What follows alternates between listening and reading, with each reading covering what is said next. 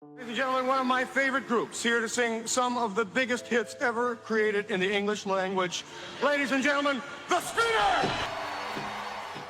Thank you for allowing us to be the recipients of this prestigious award. Before I go any further, let me ask you a question. Do any of you remember Filipe Wynn? The Spinners were once the symbol of an era. They touched millions of hearts with the gentlest love songs, dominated the charts, and filled the airwaves across America with endless melodies. Yet few would have guessed that behind those songs that once warmed the entire world lay the darkest, most silent, most aching years, unknown to all but those who lived them. Each member, each soul who helped build that legend eventually passed away in tragedy. For more than half a century, every pain, every injustice, every silent sacrifice they endured was completely buried.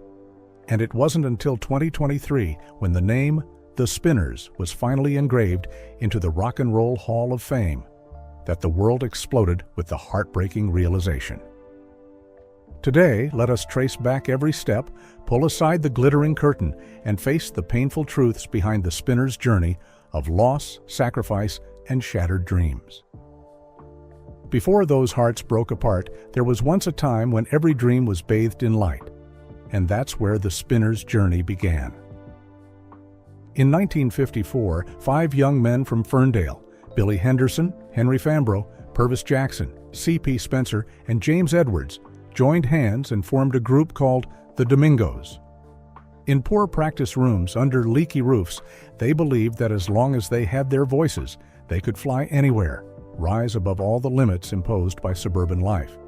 They practiced after school, seized every evening, every rare free moment between part-time jobs at laundromats and gas stations. They believed that if they sang, the world would hear them. But reality did not wait for them to grow up alongside their dreams. Just weeks after forming, James Edwards, one of their foundational voices, abruptly left the group. He didn't leave out of dissatisfaction, nor because of conflict, but because of the crushing weight of poverty. James's family had fallen into a financial crisis. His parents needed him to work immediately to support 6 younger siblings. One October night in 1954, in a damp motel room, James packed up his cheap suit, whispered an apology, and walked away, leaving a void not easily filled in the group's fragile lineup. Bobby Smith was brought in to replace him. But for those who remained, it was the first harsh truth they had to face. Not everyone could chase the dream to the end. Before they had time to heal from that departure, another shock hit them. In 1956, while struggling to find a professional recording opportunity, C.P. Spencer, the sole composer of the group, caught the attention of a local producer. It didn't take much time, just one enticing offer shook his loyalty. A stable income, a chance to stand solo, and most importantly, a contract promising the fame the Domingos had never tasted. On a heavy rainy night after an exhausting rehearsal, C.P. Spencer quietly left, leaving behind a short note on the piano. "I need to move forward. Forgive me." George Dixon was pulled in to replace him, but the void C.P. left behind wasn't just in the vocals. It was the first crack in the young men's faith in friendship. Facing the situation, they were forced to change their name to The Spinners, hoping they could spin their fate like a vinyl record endlessly turning. But the first spins were already unstable. When they signed with Harvey Fuqua's Tri-Fi Records, they thought their dream was finally taking shape. In 1961, their first hit, That's What Girls Are Made For, unexpectedly climbed to number 27 on Billboard. The group felt like they were floating on clouds of fame. Yet even in those first rounds of applause, a harsh truth quietly surfaced. Industry insiders whispered the lead vocals on the track were not actually sung by Bobby Smith, but by Harvey Fuqua himself, the label owner. Fuqua, a veteran singer and former leader of the Moonglows, possessed a silky, polished tenor voice. He was known for stepping into recordings if he felt the product wasn't up to par, especially with inexperienced groups like the Spinners at that time. Some Motown historians and music journalists have noted, Harvey Fuqua may have assisted or even replaced the lead vocals on the Spinners' first recording to ensure the release was polished. However, no public confession ever came from either Fuqua or the Spinners. There was only a brief, hurried press conference. When reporters asked who actually sang the lead, Billy Henderson lowered his gaze to the floor, Purvis Jackson clenched his fist, and Henry Fambro pressed his lips together without answering. No confirmation was needed. That silence alone was enough to seal a heartbreaking truth. Even the first song they had poured their faith into had already been compromised, without them even knowing. Before they could recover from the first cracks in 1963, when Tri-Fi Records was bought by Berry Gordy of Motown, the Spinners' fate took a cruel turn. They thought Motown, the Mecca of soul, would open a new door for their unfinished dream. But what awaited them was a cold, blunt assignment: backstage support.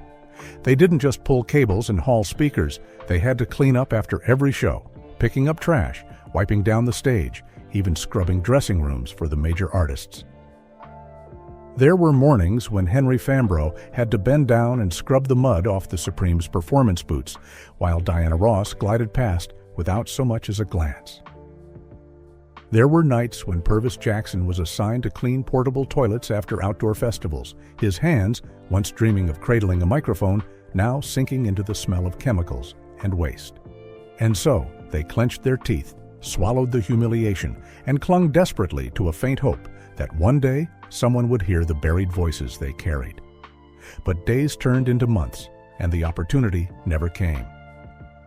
With each new tour, Motown's updated personnel lists still coldly filed the Spinners under technical logistics, lost among the crews of movers, haulers, and warehouse workers. In August 1964, during a major rehearsal in New York, Billy Henderson stood quietly in the wings, clutching a discarded microphone he had picked up after practice. As the stage lights flared and Smokey Robinson's voice soared, Billy could only bite his lip, swallow his tears, and silently promise himself, someday, it will be my turn. But in that dazzling and ruthless world, the dreams of the roadies were always the first to be forgotten. Through all those silent years in Motown's shadow, amid the endless hauling and backstage work, Billy Henderson never gave up the habit of secretly practicing his singing whenever night fell. On April 7, 1971, during a warehouse cleanup preparing for the summer tour, Billy stumbled upon an old microphone tossed carelessly among a tangle of wires. It was around 9 p.m., the warehouse deserted, cold neon lights casting long streaks across the stained cement floor. No one noticed, no one cared. But Billy was different. He plugged the mic into a rusted amplifier, gently adjusted a volume knob, and instinctively let out a choked song into the freezing air. Unexpectedly, that voice carried farther than he could imagine. A sound technician from Atlantic Records, sent to inspect equipment for a Detroit project, happened to walk by and paused. At first, it was just curiosity. But after just a few lines, the technician was already dialing Atlantic's office. Within days, whispers of a warehouse laborer who sings like an angel spread backstage across the recording industry. On April 12, 1971, Tom Bell, then the hottest producer in Philadelphia soul, flew to Detroit to verify the story himself.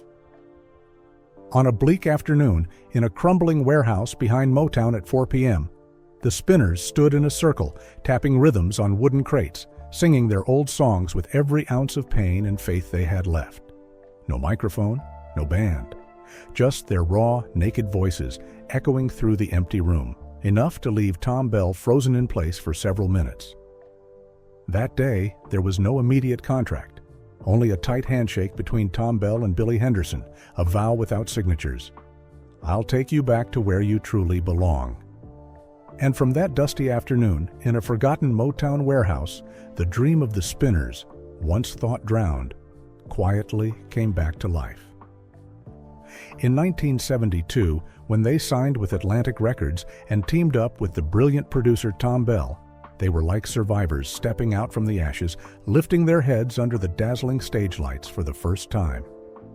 The album Spinners emerged as a true masterpiece, placing 5 songs on the Billboard Top 100, 2 of which rocketed straight into the top 10. I'll Be Around, initially buried on the B-side as filler, unexpectedly exploded. In just 8 short weeks at the end of 1972, it soared to number 3 on the Billboard Hot 100, became a nationwide radio phenomenon, and earned Atlantic Records a prestigious gold record. But behind that miracle was a bitter truth. The single alone made over $2 million at 1972 rates, roughly $14 million today.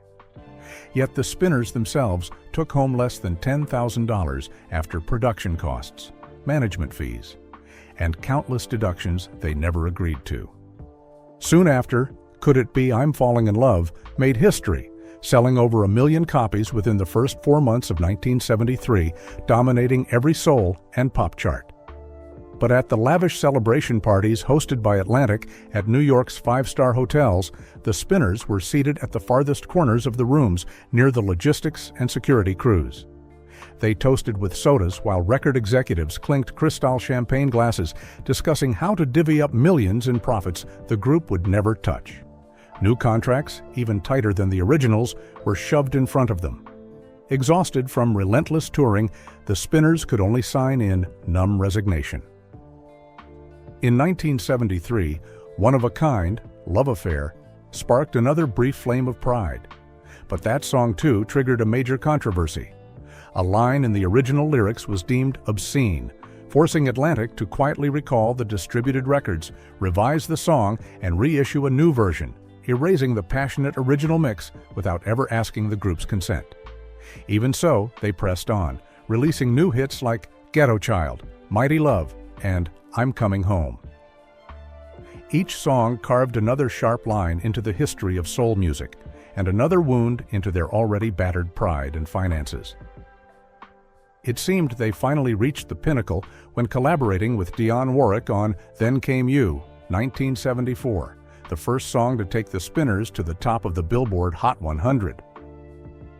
At first, Dionne Warwick flatly refused to work with them for one chilling reason. "I don't sing with people who used to do Motown's backstage work." It wasn't until the final track played that Warwick reluctantly agreed, and no one could have foreseen that this song would become the biggest hit of her decade.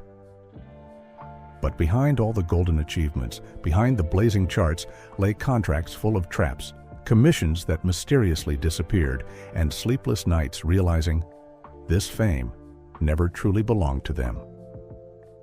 By now, the Spinners had become one of the greatest soul groups of the 1970s, standing shoulder to shoulder with the O'Jays and Harold Melvin and the Blue Notes.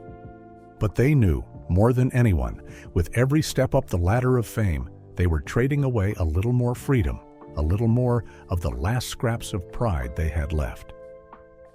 And as a final cut, Motown, the label that once abandoned them, ransacked its archives to release Best of the Spinners from their dusty, unloved old recordings.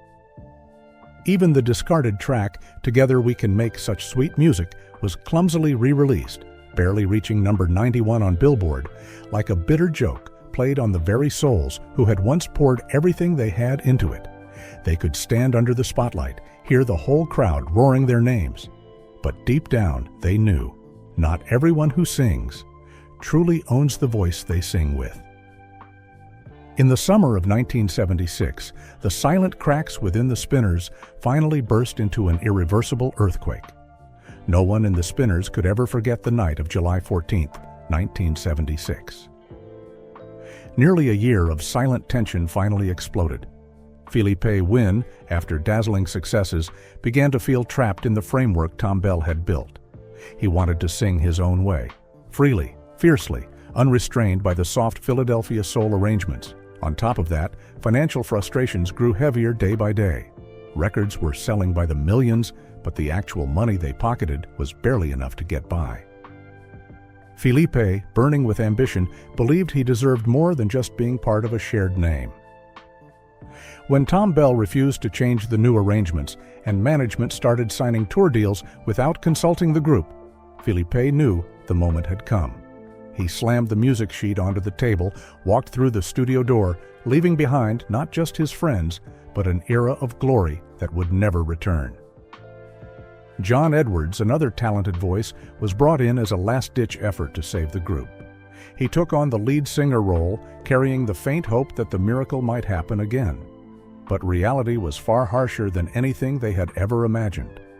The last hit, featuring Filipe, the rubber band man, though once blazing bright, quickly faded into the past within just a few short months. And then, like a silent curse, everything began slipping from their hands. The next songs, Love or Leave and Wake Up Susan, creations into which they poured their hearts, failed miserably, never once breaking into the top 40.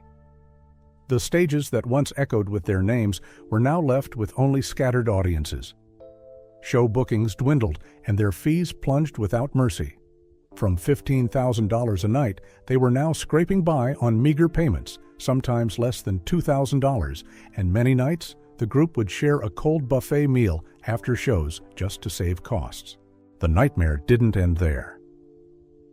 As the 1980s and 1990s arrived, the music market shifted beyond recognition. Hip-hop, electronic, and dance music surged like tsunamis, sweeping away everything that once belonged to classic soul. The Spinners suddenly became lost, aged, powerless in a time that no longer had space for them.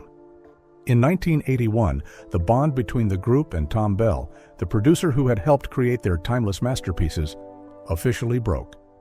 There was no farewell party, no farewell hug, only a short phone call lasting less than 3 minutes, ending with a cold click of the receiver.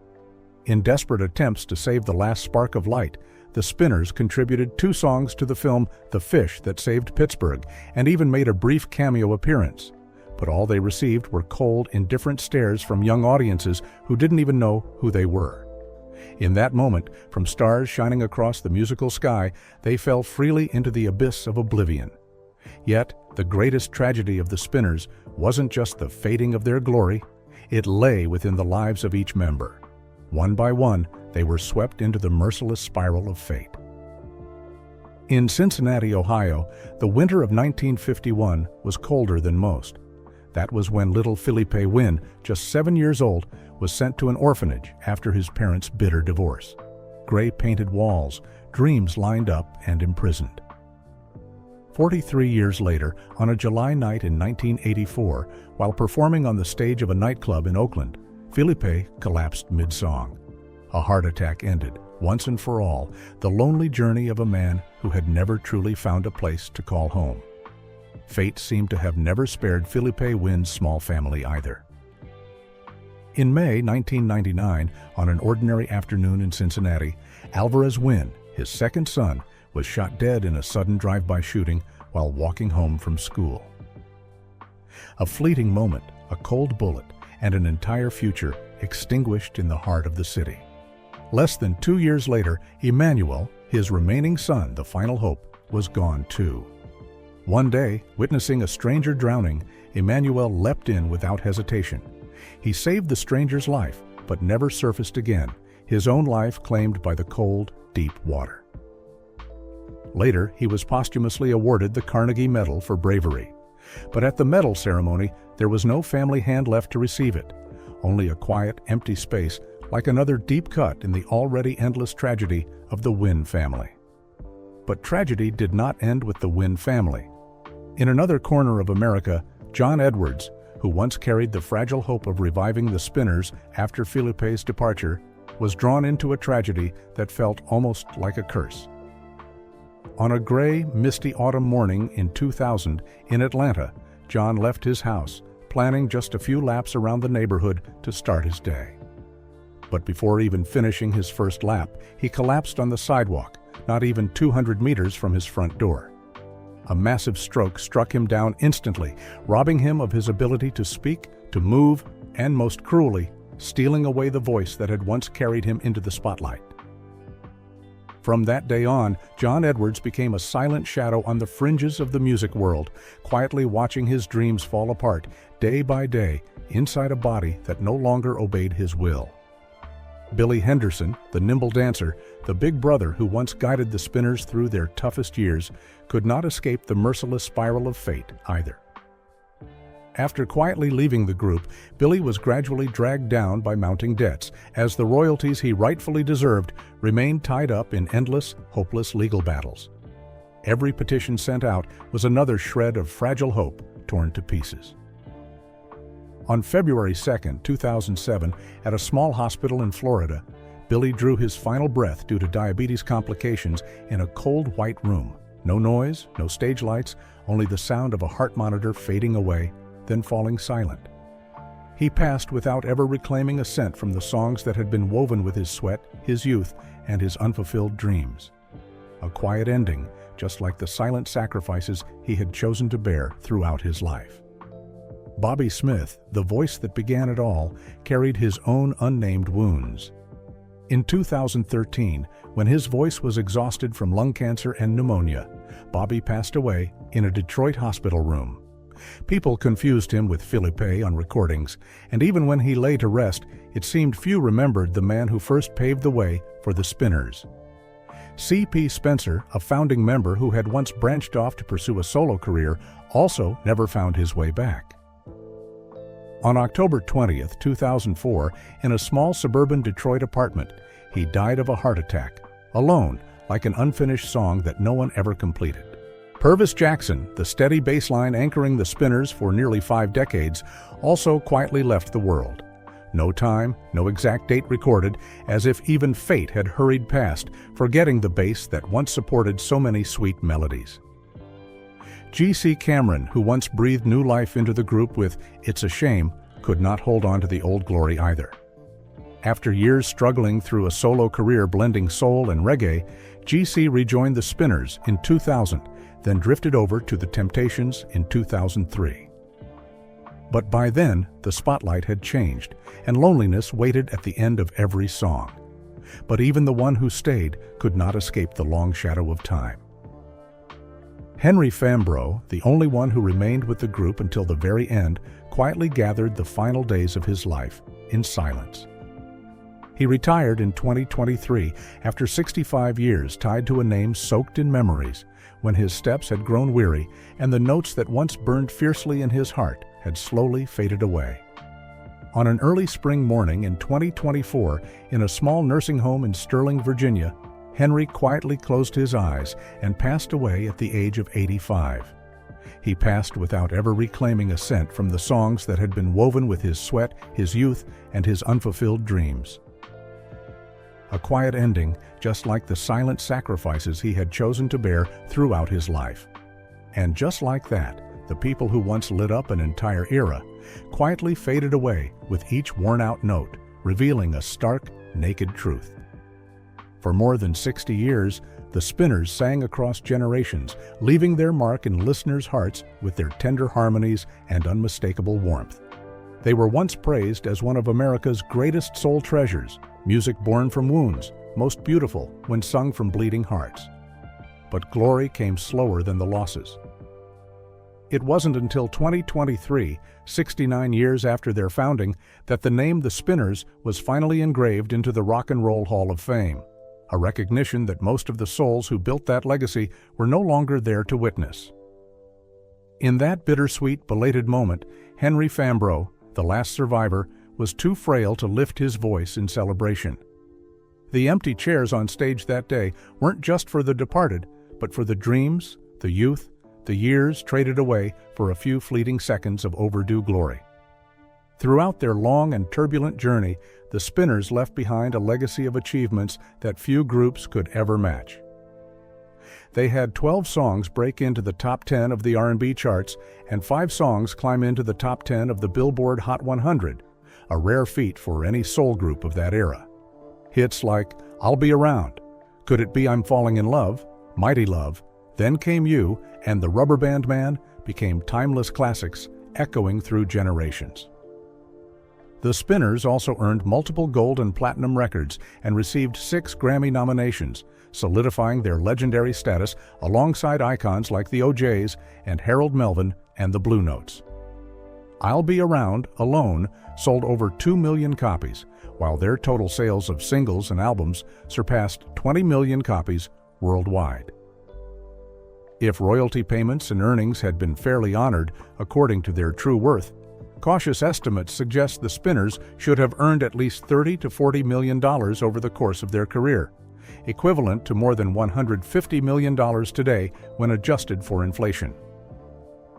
Yet the reality was far more bitter. Most of that money slipped away, caught in harsh contract terms, vague agreements, and countless hidden costs that the group was never allowed to negotiate.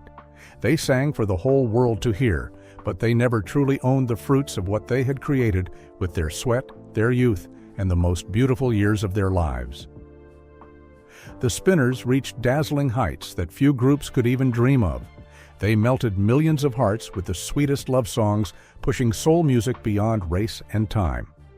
And yet, behind every round of applause, behind every prestigious award, were stories never told. Behind the polished facade were bodies wrecked by illness, hearts hollowed out by family loss, and royalty checks that never healed the forgotten years. Fame, it turns out, was never enough to buy happiness. The story of the Spinners isn't just a triumphant anthem of success. It's a silent elegy for the true cost of the American dream. Glory for the crowds, but pain each man had to endure alone in his own darkness. The story of the Spinners ends here, but the echoes remain. In every melody, every memory they left behind. And you? What do you think was the Spinners' greatest tragedy? Or what part of their journey touches you the most? Leave your thoughts in the comments below. And don't forget to like the video and subscribe to the channel so we can continue uncovering the hidden stories behind the legends who once set Hollywood stages ablaze.